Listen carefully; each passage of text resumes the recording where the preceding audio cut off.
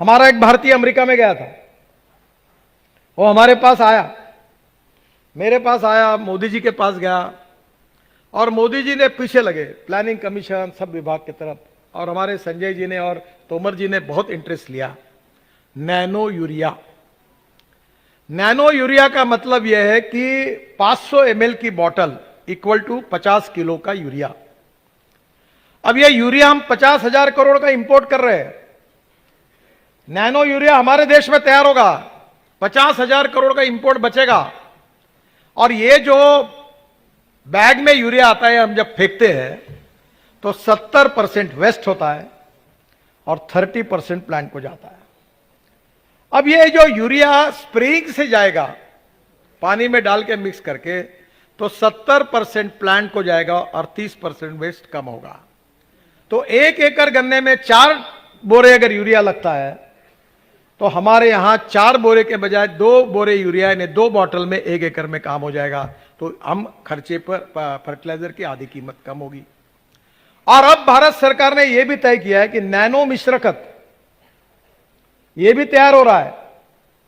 और अभी हमने और एक अच्छी बात की कि जो हमारे यहां डिस्टिलरी बनी है, हमारे यहां बनी है, अभी मैं भी आपको 15 दिन में दे दूंगा। तो स्पेंट वॉश निकलता था, वो स्पेंट वॉश हम बॉयलर में जला रहे हैं और वो स्पेंट वॉश से पोटैश निकल, पोटैश की पाउडर निकल रही है। पूरा पोटैश हम इंपोर्ट कर रहे थे, तो जहां पोटैश की कमी है, पोटैश भी आपको हम यहीं से मिल जाएगा, इंपोर्ट करने की जरूरत नहीं। नैनो यूरिया मिल जाएगा और एनपीके का खाद की भी बोतल अब आ जाएगी, तो हमारा इंपोर्ट बच जाएगा। और ये जो हमारी जमीन खराब होती थी केमिकल फर्टिलाइजर, वो भी नहीं होगी। अब एग्रो विजन में जो किसान है उनको इन सब बातों को समझाकर अगले बार जब आएंगे तो हमको इसको उपयोग करना है और ड्रोन की शुरुआत करनी है। हर गांव में 4-5 लड़के जैसे अपने होते हैं ना, मल्टी यंत्र, वो किराए से देता है, सोयाबीन निकालना है, धान निकालना है, मंडी यंत्र, वैसे अब ड्रोन होंगे और वो एक एक खेत में जाकर स्प्रेइंग करके देंगे, संतरे के बगीचे पर करेंगे, सब पे पर करेंगे। 2 बातों के लिए अभी हमको और आगे काम करना है, जिसके बारे में थोड़ा बहुत अध्ययन मेरा भी है, पर अभी अगले बार और ज्यादा करेंगे कि हमारे यहां प्राकृतिक खेती, हमारे जो गुजरात के गवर्नर है, हमारे का नाम आचार्य देवव्रत जी, और अमरावती में हमारे पालेकर जी थे, इन्होंने ये नेचुरल फार्मिंग, नैसर्गिक खेती का बात की है। और हमारे यहां जीवामृत हम यूज करते हैं, और जीवामृत यूज करते हुए मैं तो इसका फायदेमंद हूं। मेरी पत्नी यहां सामने बैठी है, सर हमारे यहां सब्जियां लगती है और वो सब्जियां ऑर्गेनिक है क्योंकि जीवामृत यूज करते हैं, खाद और से एक्सेस मंगाव पड़ते हैं। तो प्रतापनगर में एक शेतकरी भंडार है, उसको हम सप्लाई करते हैं। अब आपने अच्छा कानून बनाया था, पर राजनीति के कारण वो कन्वर्जन किया। अब मैं पहले मार्केट में सब्जी बेचता था तो 8% दलाल को देना पड़ता था, ट्रांसपोर्ट कॉस्ट लगती थी। अब वो 18 रुपए मुझे किलो भाव मिलता था भिंडी का। अब मैं डायरेक्ट प्रतापनगर चौक में उसके यहां पहुंचा देता हूं तो मुझे 30 रुपए किलो भाव मिलता है और 8% दलाली नहीं लगती है। तो इसके कारण मुझे अच्छा पैसा मिल रहा है और मेरी ऑर्गेनिक है। तो वहां लोग बोलते हैं कि गडकरी जी के यहाँ की कौन सी सब्जी आई, वो हमको दो, पर वो सर्टिफाई करने में आप काम कर रहे हैं। इससे इसको हाइब्रिड या कोई थोड़ा सा 3 इसमें लेयर में करके और यहाँ की कृषि यूनिवर्सिटी और एग्रीकल्चर कॉलेज को इन्वॉल्व करके ये सर्टिफिकेशन को सिंपल, ट्रांसपेरेंट और सस्ता करा दीजिए। अब मैं यहाँ से हूँ तो पूना में लेबोरेटरी है, बेंगलोर में, वो कब आएगा, विमान से आता, मैं कहाँ बेयर कर पाऊंगा। तो ये किसान नहीं कर सकता। तो अब धीरे धीरे जैविक खेती, प्राकृतिक खेती पर हम लोग जा रहे हैं। प्रधानमंत्री जी का भी आग्रह है, हमारे तोमर जी इसके ऊपर बोलेंगे, उन्होंने भी बहुत कुछ काम किया है। तो मुझे लगता है कि नैनो फर्टिलाइजर, ड्रोन स्प्रेइंग और फ्लेक्स इंजन 3 तो हुआ। अब तीसरी बात मेरी इच्छा है, इच्छा यह है कि विदर्भ के पूरे किसानों के ट्रैक्टर बायो सीएनजी पर चले। अब नागपुर में हमने सीएनजी का पंप डाल दिया, 300 बसेस कन्वर्ट हो गई, 1000 कार कन्वर्ट हुई, ऑटो रिक्शा कन्वर्ट हुई। जाके पूछो उनको। ये हमारे परिवहन समिति का अध्यक्ष है बंटी कुकड़े, महापौर साहब बैठे हैं। मैंने उसकी गाड़ी को कहा सीएनजी पर कन्वर्ट करो, तो उसके ड्राइवर को बुलाया, बंटी कुकड़े के, तो बंटी कुकड़े और ड्राइवर ने कहा, गाड़ी कैसी चलती है? सर मक्खन जैसी चल रही है। सीएनजी अच्छा फ्यूल है, पेट्रोल डीजल सबसे खराब है, हजार्डस है, पोल्यूशन क्रिएट करता है। और मेरा सपना है कि हम सीएनजी देश का एलएनजी और सीएनजी किसान तैयार करेगा।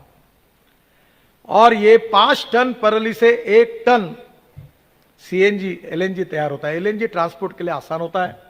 ये हमारे कामठी रिंग रोड पर पंप बना है, उसको एलएनजी को कॉम्प्रेस करके सीएनजी बनता है। आप जाके देख लो, हमारा कौस्तुभ गुप्ता है क्या यहाँ?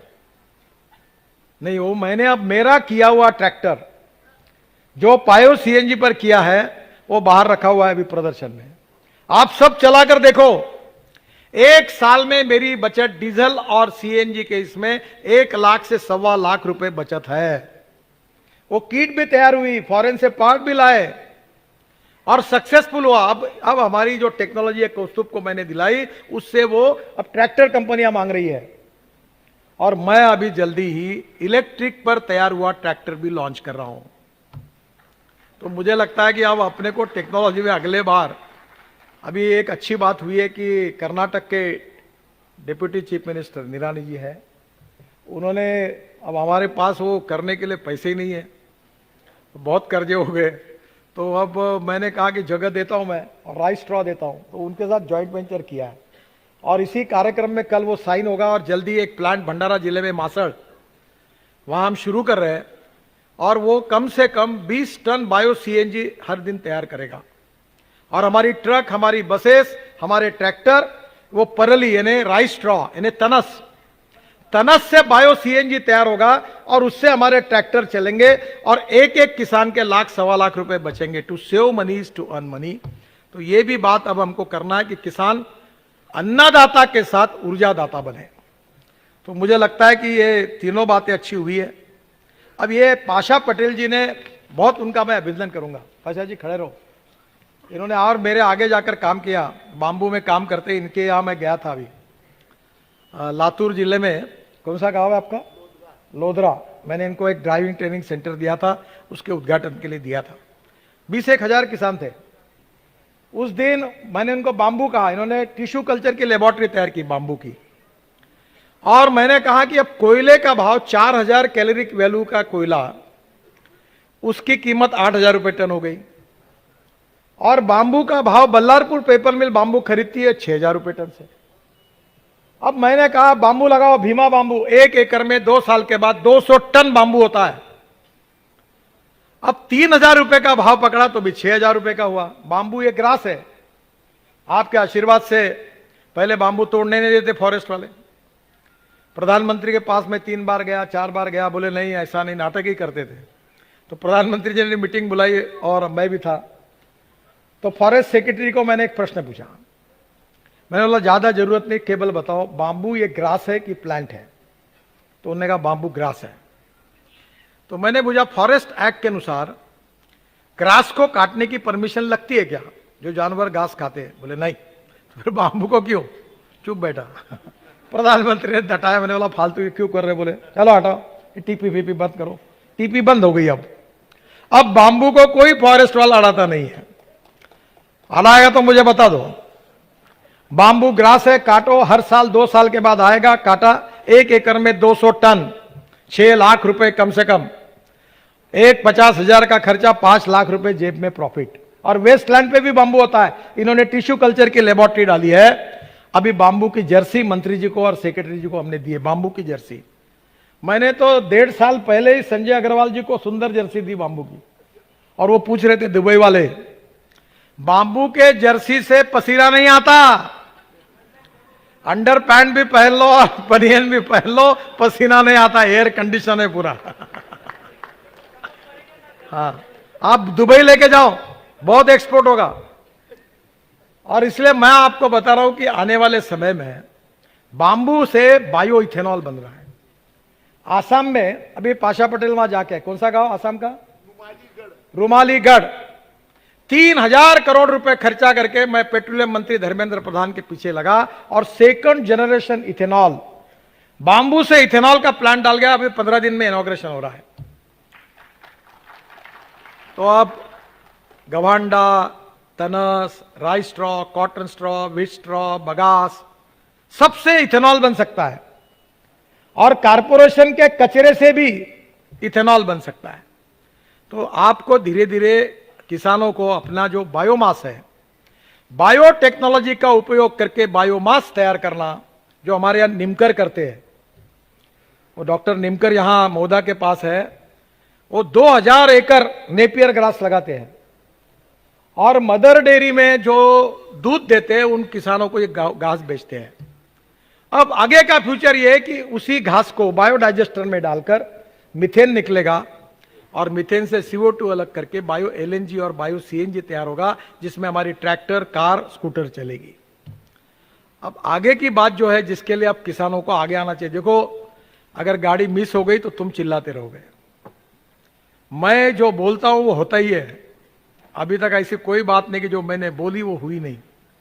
अब तुम गलती मत करना, तुम्हारे घर में वो पानी फुकट में है कुएं का, ऊपर में एक रूफटॉप सोलर लगा देना। अभी मैं कर्नाटक के मंत्री जी को कह रहा था, 10 तारीख को मैं बेंगलोर जा रहा हूं। अभी हम लोग महानगर पालिका के गंदे पानी को शुद्ध करके बेच रहे हैं, 325 करोड़ मिल रहे टॉयलेट का पानी बेच के।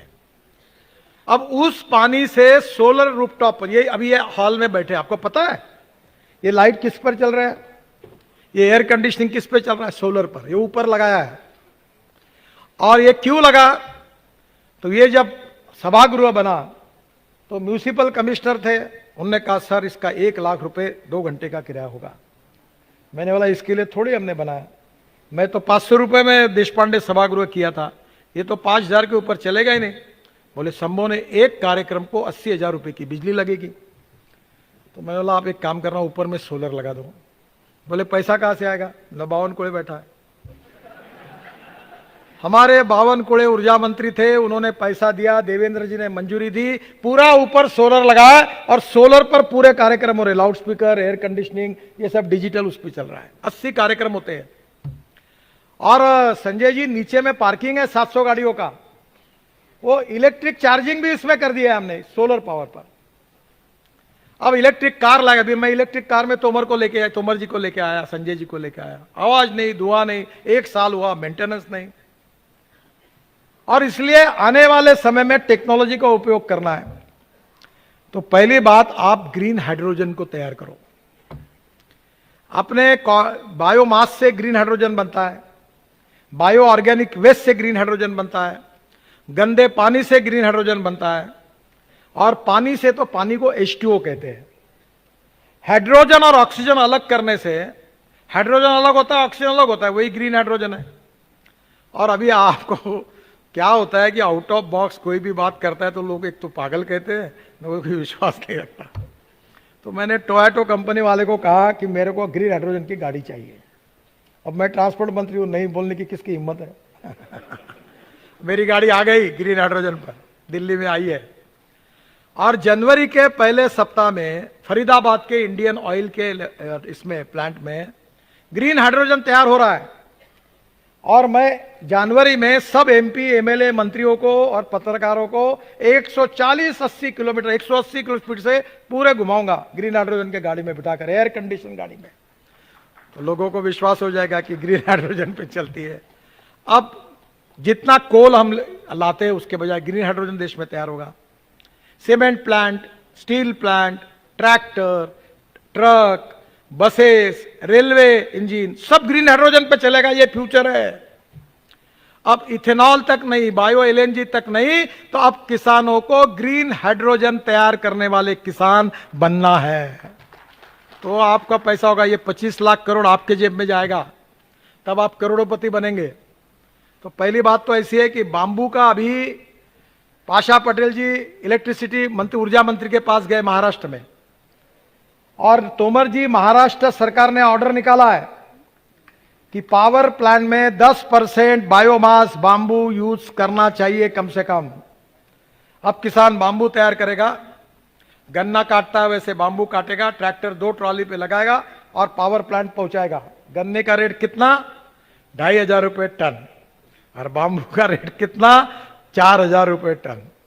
अब बांबू लगाने में फायदा होगा कि नहीं? वेस्ट लैंड पर, धुरे पर, लगा दो बांबू। ये प्लांट तो अभी आ रहे हैं, अभी ये मैं बहुत दिन से आपको कह रहा था। और ये कोराड़ी, खापरखेड़ा, मौदा, हमारे यहां हम भी खरीदी करेंगे। 5-1 लाख टन तो बांबू हमको भी लगेगा। तो पूरा बांबू अगर ये खरीदी करें तो कोयले का इंपोर्ट बचेगा, CO2 निकलेगा नहीं, पोल्यूशन का प्रॉब्लम सॉल्व होगा और किसानों को कीमत मिलेगी। तो मुझे ऐसा लगता है कि टेक्नोलॉजी का उपयोग करना चाहिए।